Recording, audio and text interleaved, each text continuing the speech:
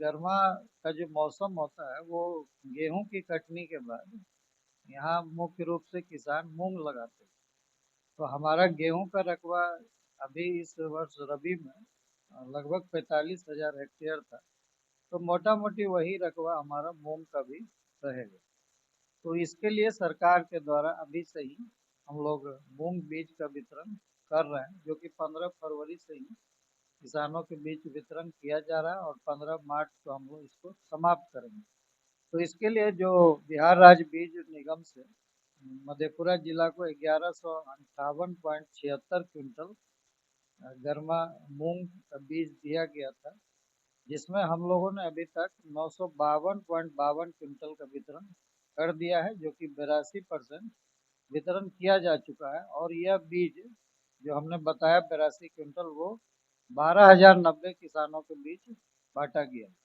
अगर आप block wise इसकी समीक्षा करेंगे तो आलमनगर में 98.64 क्विंटल, बिहारीगंज में 74 क्विंटल, चौसा में आपको 91 क्विंटल, गमरिया में आपको 46 क्विंटल, घैलाड में 61 क्विंटल, ग्वालपाड़ा में 78 क्विंटल, कुमारखंड में 142 क्विंटल, मधेपुरा में आपको 91 क्विंटल, मुरलीगंज में 70 क्विंटल, पुरैनी में 38 क्विंटल, सिंहेश्वर में 43 क्विंटल और उदा किशनगंज में 115 क्विंटल।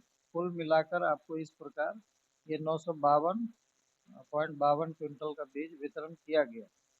ये गर्मा मूंग जो दिया जाता है, इसके पीछे सरकार का उद्देश्य है कि इसको हम लोग हरी खाद के रूप में प्रयोग करें।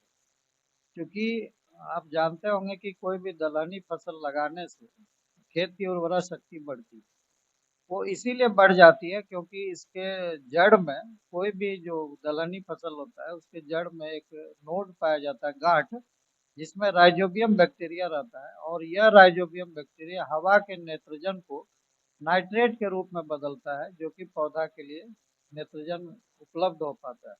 तो इसीलिए दलहनी फसल अगर हम लगाते हैं तो खेत की उर्वरा शक्ति बढ़ती है, खेत को नाइट्रोजन की मात्रा प्राप्त होती है। तो सरकार का उद्देश्य यही होता है कि अगर हम मूंग लगाएं तो जो हमारा खरीफ फसल होगा उसमें आपको यूरिया डीएपी की बचत होगी।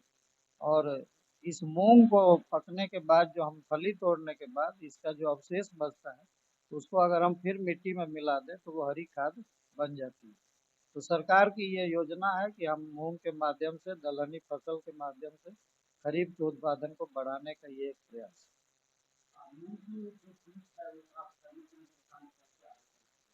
मूंग का बीज प्राप्त करने के लिए बहुत आसान माध्यम है। जो भी पंजीकृत किसान है उन्हीं को बीज दिया जाता है। मतलब जो भी डीबीटी पोर्टल से किसान पंजीकृत है, रजिस्टर्ड है, वही किसान इसके लिए ऑनलाइन पोर्टल है बीज के लिए, आप उस पर जाएं, अप्लाई करें।